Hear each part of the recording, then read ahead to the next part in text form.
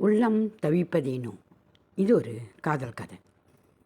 விடிந்தும் விடியாத அழகிய முன் காலை பொழுது அந்த கிராமமே எழுந்து விட்டது.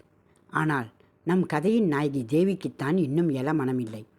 அசையாது அவளை அணைத்தபடியே உறங்கும் அவள் அன்பு கணவனையே இமைக்காது பார்த்திருந்தாள் அவள். உழைத்து உழைத்து முறுக்கேறி கருத்திருந்த தேகம், முகத்தில் அனுபவத்தின் முதிர்ச்சி அப்பட்டமாய் தெரிந்தது.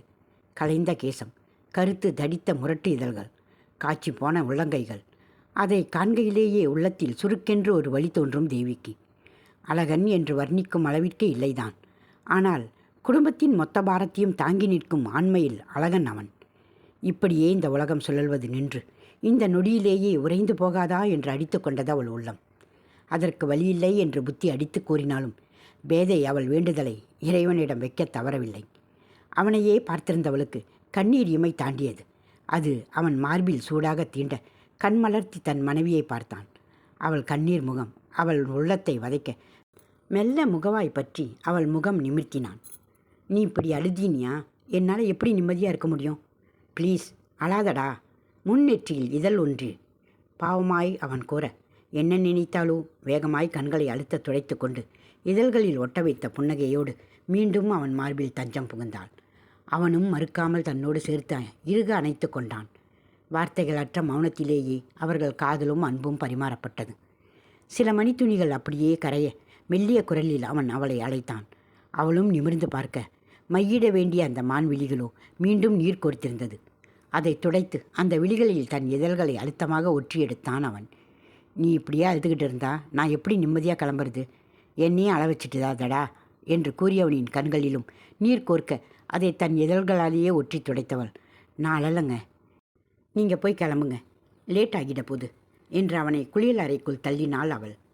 அவன் உள்ளே சென்றதும் அவன் அறியாமல் அழுது தீர்த்தவள் அவன் வரும் சமயம் வேகமாக கண்களை துடைத்து தன்னை நிலைப்படுத்தி கொண்டாள். அவளும் அடுத்ததாக சென்று காலைக்கடன்களை முடித்து குளித்து வெளியே வர அவன் அதற்குள் தயாராகியிருந்தான். அதுக்குள்ளே கிளம்பிட்டீங்க? இல்லைடா, இப்போவே லேட்டு. காப்பி எடுத்துகிட்டு வரட்டுமா? இப்போ தான் அம்மா வந்து கொடுத்துட்டு போகிறாங்க. இன்னும் கொஞ்ச நாள் இருந்துட்டு போகக்கூடாதா? இல்லைடா, அவ்வளோ நாள் லீவு கிடைக்காதுடா. அவளிடம் ஒரு ஏக்க பெருமூச்சே இருந்தது. அவனிடமும் தான். இருவரும் கையறு நிலையில்தானே இருக்கின்றனர். அப்போ நான் கிளம்பட்டுமா? அவன் கேள்விக்கு பதிலளிக்காமல் மேலும் அவனை சங்கடத்திற்கு ஆளாக்கினாள் அவள். இன்று சென்றால் இன்னும் 2 வருடங்கள் கழித்தல்லவா மீண்டும் வருவான். பின் எப்படி அவள் போய் வாருங்கள் அத்தான் என ஆனந்தமாய் சொல்வாள். காத்திருந்து காதலித்து கரம் பற்றி இல்வாழ்க்கையில் இணைந்தவர்கள் இல்லை என்றாலும் கரம் பற்றிய பின் மஞ்சள் கயிற்றின் மாயத்தால் காதலில் இணைந்தவர்கள் அவர்கள். வெளிநாட்டு உத்தியோகம் அவனுக்கு. அதுதான் அவனை அவளுக்கு மணமகனாக ஆக்கியது என்று கூட சொல்லலாம். வெளிநாட்டு மாப்பிள்ளை என்று அவள் பெற்றோர் வீண் தம்பட்டம் அடிக்க தேடி பிடித்த மாப்பிள்ளை. 2 வருடத்திற்கு ஒரு முறை 2 மாதங்கள் வந்து தங்கிச் செல்வான். அப்போதே அவனுடனான அடுத்த 2 வருடத்திற்கான வாழ்க்கையை வாழ்ந்துவிட வேண்டும் தேவி. அதை கூட வாழ விடாமல் இன்னும் 59 நாட்களில் சென்று விடுவான், 58 நாட்களில் சென்று விடுவான் என்று உள்மனம் அவன் மீண்டும் கிளம்பி செல்லும் நாளையே நினைவுபடுத்தி அவளை இம்சை செய்யும். இப்படி பேசாமல் இருந்தால் எப்படி? ஏதாவது சொல்லுமா? எனக்கு நாள் தள்ளி போயிருக்குங்க. என்னம்மா சொல்கிற? எனக்கு புரியல. நீங்கள் அப்பாவாக போகிறீங்கன்னு நினைக்கிறேன். நிஜமாவா என்று அவன் தாவி அவளை அணைத்து கொள்ள, சரியாக தெரியல, நாள் தள்ளி போகுது. இப்போ விட்டால் உங்ககிட்ட சொல்ல முடியாது. அதான் உறுதியாக தெரியறதுக்கு முன்னாடியே சொல்லிட்டேன் என்றவள் குரல் உடைந்து பிசிறு தட்டி இருக்க அவனுக்கு என்ன சொல்லி அவளை தேற்றுவது என்றே தெரியவில்லை. இந்த வேலையை விட்டுட முடியாதுங்களா? எனக்கு நீங்கள் என் பக்கத்துலேயே இருக்கணும் போல் இருக்குது. எல்லோரும் நானும் கிளம்புமா ஏதாவது விசேஷன்னா ஜோடியாக வந்து நிற்கும்போது எனக்கு ஏக்கமாக இருக்குங்க. எப்படிம்மா விட முடியும்? அக்கா கல்யாண கடனாக அடைக்கணும். வீடு பேஸ்மட்டம் வரைக்கும் தான் வந்திருக்கு. மேலே எழுப்பி ஒட்டணும். நமக்குன்னு ஒரு குழந்தை வந்துட்டா படிக்க வைக்க எல்லாத்துக்கும் பணம் வேணுமில்லடா.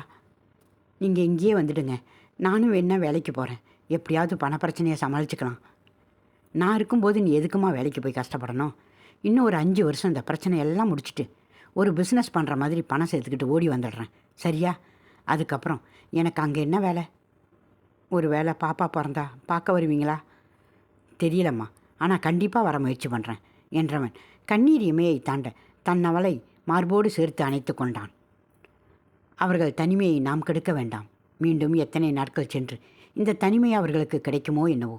தன் குடும்பத்திற்காக தன் சுகங்கள், சின்ன சின்ன சந்தோஷங்கள் எல்லாவற்றையும் இழந்து மற்றவர்களின் சந்தோஷத்திற்காக பாடுபடும் இது போன்ற அத்தனை ஆண்களுக்கும் இந்த கதை ஒரு சமர்ப்பணம்.